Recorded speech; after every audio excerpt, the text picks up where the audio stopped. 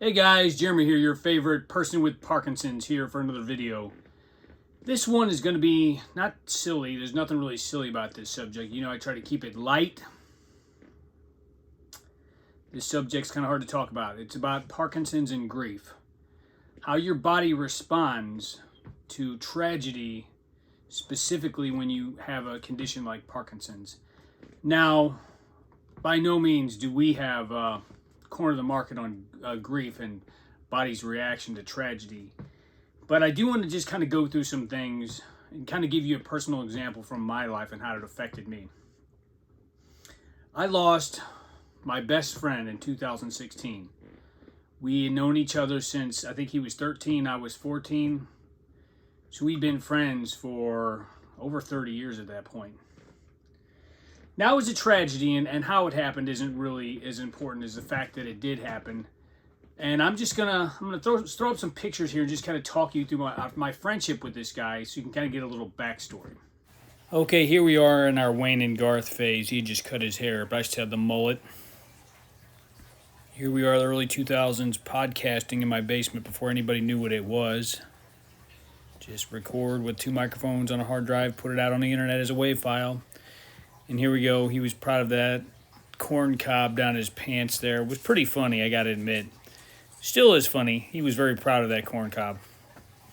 All right, so my friend Adam, his name was Adam, he died in 2016. And I will say this, my body went into shock really bad. My family and friends were worried about me. This came out of nowhere. This was not something anybody anticipated happening. He left behind a wife and 5 kids, so God only knows how they dealt with it. So the first thing that started happening was my medication started to become even more erratic. I guess the trauma that was going on in my brain, not being able to grasp really truly what had happened. Somebody who I literally talked to almost every day, except for a couple years where we didn't talk over some bullshit. So I talked to this guy every day for like 30 years. Every day we talked. He would call me and we would talk. But my medication started not working. That's when I really began to have really significant trouble walking.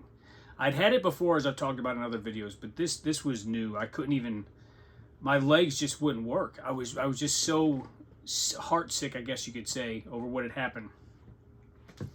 I went into kind of a black funk. I was in kind of denial for a while about what had happened. It was really hard to grasp that my best friend was gone. So I spent a lot of time down here in this room, which is why we're down here, which is where we always hung out, drank, smoked, did podcasts, recorded music. I spent a lot of time down here with him, and I feel him. I'm not really a spiritual person per se, but I have a lot of memories of him down here. So that's why I wanted to do this video of him down here. But I would spend a lot of my time down here after he died listening to all these recordings we done and try to grasp or get a handle on what had happened. Try to make sense of it. Well, you can't make sense of something like this. It's tragic. No good reason why it happened. But my body was a wreck. I've heard stories of people, and I'm sure you have too, that have had heart attacks and strokes after something traumatic happened. This was one of the hardest things I've ever had to go through. So bad so that he had his memorial service. They had his memorial service, I guess, a month or 2 after he passed. It's all kind of a blur, and I couldn't get in. Not only was I having trouble walking, I had a full-blown panic attack on the way to his memorial service. I couldn't bear to see all those people that reminded me of him, and I knew because I was so close to him that I would remind them of him too. And I've said before, I said it to my wife, I said, this is the worst day of my life, not being able to walk into my friend's memorial service. It was even worse than when he died, because I couldn't be there for his family and friends. Couldn't be there. I was having a full-blown panic attack. I couldn't walk. I could barely string 2 sentences together. I was crying. It was terrible. So the point I'm getting to here is I don't really have any advice other than you just got to let yourself come to terms with what had happened. Some scars are never going to heal. Some things go so deep that you're always going to feel them. My best friend Catherine told me, she said, after he died, because she was friends with him too. She said, you know, it'll hurt a little bit less with time, but it's always going to sting. It's always going to be an ache in your heart somewhere when you lose somebody. So you got to let yourself be sad. You got to let yourself go through it. I wish I could say something more, but grief affects everybody, and people can get ill, or their illness can flare up with grief.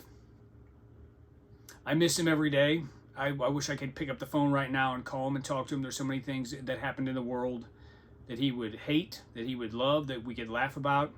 We always laughed and joked. That was the way we got through my Parkinson's diagnosis. He would call me shaky and make fun of me, and I would make fun of his foibles and things he did wrong. He was the warmest, sweetest, most hilarious, most annoying, just guy you'd ever want for your best friend. He was everything that you want in your best friend. We had moments where we didn't get along, and I actually relived some of those moments after he passed, and I thought I was just so glad we made up during that time we weren't speaking. So I had so many more years with him. So there you go. Remember to hug your loved ones. Never take them for granted. Until next time, peace and love from St. Louis.